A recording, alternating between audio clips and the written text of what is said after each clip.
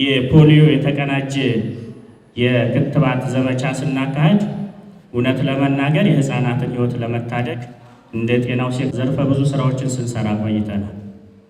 አንዱ ክትባት ነው። ሌሎቹ ደግሞ ጤናቸውን ተጠብቆ እንዲያድጉ ከጽንሰት እስከ ውልደትና እስከሚያድጉበትና ወደ ጉልምስና እስከሚሻገሩ ድረስ ሌሎችን የጤና አገልግሎቶችን ከአመጋገብ ስርዓቱ ጨምሮ ብዙ ስራዎች ሲሰሩ ቆይተዋል ማለት ነው።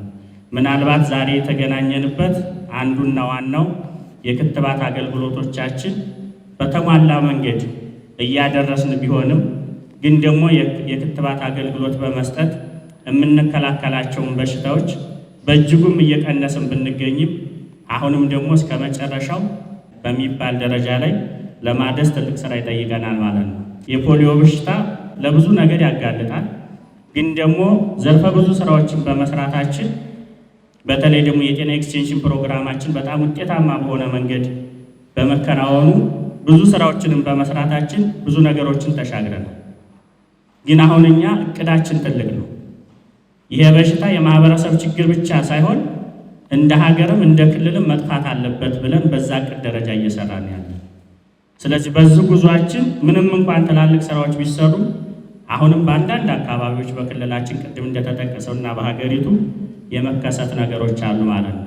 ስለዚህ ይህንን ደግሞ መፍትሄ ለመስጠት ከመደበኛ ክትባቱ ባሻገር የማጠናከሪያና ተጨማሪ መከላከያዎቻችንን እንድናጠነክር የሚያደርጉ እንደዚህ ያሉ የክትባት ዘመቻዎች ያስፈልጉናል። በዛ ነው እንግዲህ ታቅዶ ምናልባት አሁን ለአራተኛ ጊዜ እየሰጠን ያለ ነው። ህፃናት በእኛ ሀገር ደረጃ ወደ 15 የሚደርሱ የክትባት አይነቶችን እንዲያገኙ እየተደረገ ነው ያለው።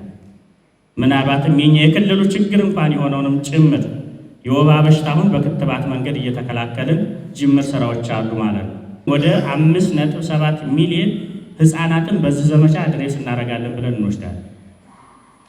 ይሄ ደግሞ የሴክተሮችን የአጋሮችን እና የሌሎችን አካላት የሚመለከታቸው ትብብር ከሌለበት ልናሳካው አንችልም በአንድ ሴክተር ማለት ነው። ለዛ ነው እንግዲህ ይሄ ጋራ የንቅናቄ መድረክ ያስፈለገበት ማለት ነው። እሱ ብቻ ሳይሆን የልጆቹ ቁጥር ብቻ ሳይሆን ሽፋኑም እና የሚሰጥበትም አግባብ ትንሽም ቢሆን እስከ ቤት ድረስ የሚደርስ በሚያመች መንገድ በአንድ አካባቢ ሊሰጥ ይችላል። ከዛ ባለፈ አብዛኛውን ስራ የምንሰራው ግን ቤት ለቤት ነው ክትባቱ እንዲደርስ የሚፈለገው። የሚዲያ አካላት ግንዛቤ እንዲፈጥሩ ይፈለጋል። የጸጥታ አካላችን ደግሞ እስከዛሬ እንዳሳየው አሁንም ከጎናችንና ባለሙያዎች ደግሞ ያለምንም ችግር ክትባቱን እንዲሰጡ ትልቅ እድል መፍጠር አለበት። ሌሎች አካላት ደግሞ በተዋረድ ደግሞ በአንድ በኩል እዚህ ያላችሁት ተቋማት የዚህ ፕሮግራም ተጠቃሚም ናችሁ፣ ሌሎቹም እንዲጠቀሙ ደግሞ እድል የምትሰጡ ናችሁ ማለት ነው። ስለዚህ ከራስ ጀምሮ ተጠቅሞ ሌሎችንም ማስገንዘብ ይጠበቃልና በዛ መሰረት በጋራ ተመካክረንና በቅንጅት ሰርተን ውጤታማ ስራ እንደስከዛሬው እንድንሰራ ነው የተገናኘንበት ትልቁ ዓላማ ማለት ነውና ትልቅም ስራ ስለሆነ በዚህ ማየት ያስፈልጋል ማለት ነው። ክትባቱን የምንሰጠው ከታህሳስ 3 እስከ 6 ነው። ከታችኛው አካል ስልጠና የመስጠት ስራዎችንም አጠናቀናል። በተመሳሳይ ታችኛውም አካል የሞቢላይዜሽን ስራ አሁን እየሰራ ነው ያለው፣ ግንዛቤ እየፈጠረ ነው ያለው ማለት ነው። እሱ ብቻ ሳይሆን ሲስተማችን በደንብ እንዲስተካከል በየጊዜው በተለይ የህብረተሰብ ጤና ኢንስቲትዩቱ ቲሙን አደራጅቶ የየቀን ስራዎቹ ምን ላይ ናቸው፣ የቅድመ ዝግጅት ስራዎቹ ተጠናቀዋል አልተጠናቀቁም፣ ግብዓት የት ደርሷል አልደረሰም የሚሉ ስራዎችንም በሰፊው እየሰራ ነው ያለው። በዛ ደረጃ ላይ ትልቅ ስራዎች እየተሰሩ ስለሆነ ይህም እንደ ትልቅ ስራና በቅድመ ዝግጅት ያጠናቀቅ ነው ብሎ መውሰድ ይቻላል ማለት ነው። በሌላ መንገድ ደግሞ በምናገኛቸውና በምንጠቀማባቸው ቻናሎቻችን የሶሻል ሞቢላይዜሽን ስራዎችም እየተሰሩ ነው ያሉት። እንግዲህ ይህ ዘመቻ ስንሰጥ 3 ነገሮች አብረው ተቀናይተው የሚሰሩበት ዘመቻ መሆኑን ማስገንዘብ እፈልጋለሁ። የመጀመሪያው ይህን አጋጣሚ ስንጠቀም መደበኛ የክትባት አገልግሎቱ እንዲጠናከር ይፈለጋል። መደበኛ የክትባት አገልግሎቱ ካልተጠናከረ መልሶ እዛው ችግር ውስጥ ነው የምንገባው። ስለዚህ ያልተከተቡ ህፃናትንም በዛ አጋጣሚ ክትባት እንሰጣለን። የፖሊዮ ክትባት ብቻ ሳይሆን ሌሎች ክትባቶችን ክትባት ያላገኙ ያቋረጡ ህፃናትን በዛ አጋጣሚ እንከትባለን። የተቀናጀ የሚባለው ለዛ ነው ማለት ነው። በሁለተኛ ደረጃ ምናልባት የኛም ችግር ነው፣ ግን ደግሞ እሱንም ችግር መሻገር አለብን ብለን በየአካባቢያችሁ አንዳንዶቻችሁ ልትሰሙ ትችላላችሁ። በህፃናት ላይ የሚከሰት ግን እነኛን ህይወቶች ታድገን ህፃናትን ጤናማ ኑሮ እንዲኖሩ የምናደርገው የከንፈርና የላንቃ መሰንጠቅ ያጋጠማቸውን በተፈጥሮ ህፃናት ይኖራሉ። በዙ አጋጣሚ እነኝህን ህፃናት በዚህ ዕድሜ ክልል ውስጥ ነው የምናገኛቸው። እስከ 5 እስከ 10 ዓመት ባለው ነው የምናገኛቸው። ስለዚህ እሱንም አቀናይተን ለይተን የምንሰራበት ነው ማለት ነው። እንዲህ ያለ ችግር ያላቸው ህፃናትንም በቅንጅት እንሰራለን ብለን እንወስዳለን ማለት ነው። በሌላ መንገድ ክትባቱ ብቻ ሳይሆን ምናልባት ችግሩ ያለባቸውን ህፃናትም እንለያለን።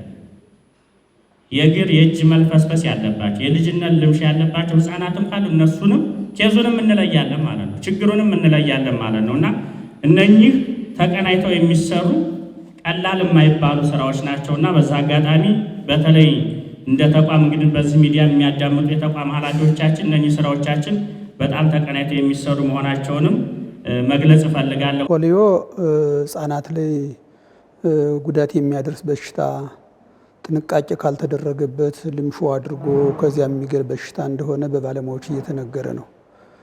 ክትባት ቀድሞ ጀምሮ ያለ ነው። በሃይማኖታችንም አይከለከልም። የልጆቻችን ጤና ጠብቀን ተንከባክበን ማሳደግ ኃላፊነት አለብን። ሃይማኖትም ይህንን ነው የሚያዝዘው። ልጆቻችን ከመጀመሪያ ጀምሮ እንደ ወላጅ የሚያስፈልጋቸውን እንክብካቤ ማድረግ ይጠበቅበታል።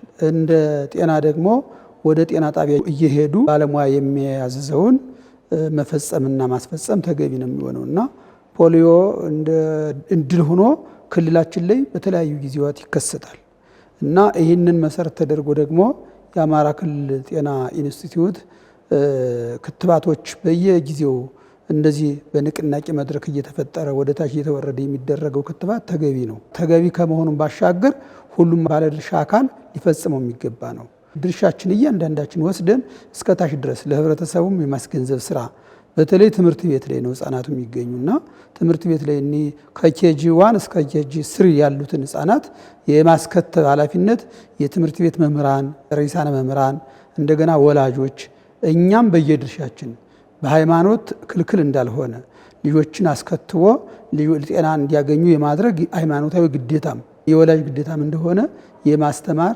የግንዛቤ ማስጨበጫ መልእክት የማስተላለፍ ግዴታችን ነው እና ፖሊዮን እንደ ክልል 5.7 ሚሊዮን ህፃናት ይከተባሉ በ3 ቀን ከታኅሳስ 3 እስከ 6 ተብሎ ነው በቅድ የተያዘው። ይህን እቅድ ጤና ጣቢያው ወይም ደግሞ ኢንስቲትዩቱ ብቻ አይፈጽመውም። ሁሉም የአጋር አካላት ስንረባረብ ነው የሚፈጸም።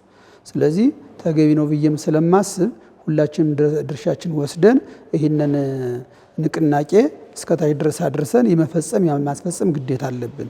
ወላጆችም ሃይማኖታዊ ችግር እንደሌለበት ተገንዝበው ፖለቲካዊ ችግር እንደሌለበት ተገንዝበው ልጆቻቸውን የማስከተብ ግዴታ አለባቸው። ፖሊዮ ክትባት ማለት ቅድመ መከላከል ተብሎ የሚወሰድ ነው። ቅድመ መከላከል ደግሞ በየትኛው መንገድ ድህነትን በለው በሽተኛን በለው ሰላምን በለው ቅድመ ትኩረት ማድረግ የእስልምና ዋና ተልእኮ ተብሎ ነው የሚወሰደውና ህፃናት ላይ ትኩረት ማድረግ ትውልድ መታደግ ነው። የፖሊዮ በሽታ የሚባለው ደግሞ በተለይ ነርቭ ላይ ተያይዞ ያሉ በሽታዎችን እንዳይከሰቱ ቅድመ መከላከል ማለት ነው። መከላከል ማለት ደግሞ ከዚህ በስተፊት የታየና የታወቀ በሽታ ነገር ግን ሕክምናው ላይ ተረጋግጦ ክትባቱ ቢደረግ ከዛ በሽታ የጸዳ ትውልድን ማፍራት የምንችል መሆኑን በባለሙያው ተረጋግጦ ወደ ስራ የተገባ መሆኑን አውቀን ሁላችንም ለክትባቱ ባልተቤት ብቻ ሳይሆን ሌሎችንም ባልተቤት እንዲሆኑ ከማድረግ አኳያ ሁላችንም ልንሰራና ልንተጋገዝ ልንተባበር ይገባል ነው። ይህ ማለት እንደ እስልምና አስተምሮ ነፍስን ማትረፍ ማለት ነው። ነፍስን ከአካላ ጉደሎት ከሞትና ከተለያዩ ችግሮች የጸዳ ልጅ ለማፍራት ነፍስን መታደግ ነውና ነፍስን ማዳን ደግሞ እስልምና አስተምሮት መርህ ነው። ይህ መርህ ደግሞ ሁሉም ሰው በባልተቤትነት ስሜት የጤና አካል ሆኖ እናቶችን እርጉዝ እናቶችንና ህፃናቶች እንዲከተብ ከማድረግ አኳያ ልንሰራ ይገባል የሚል መልእክት ነው ያለን።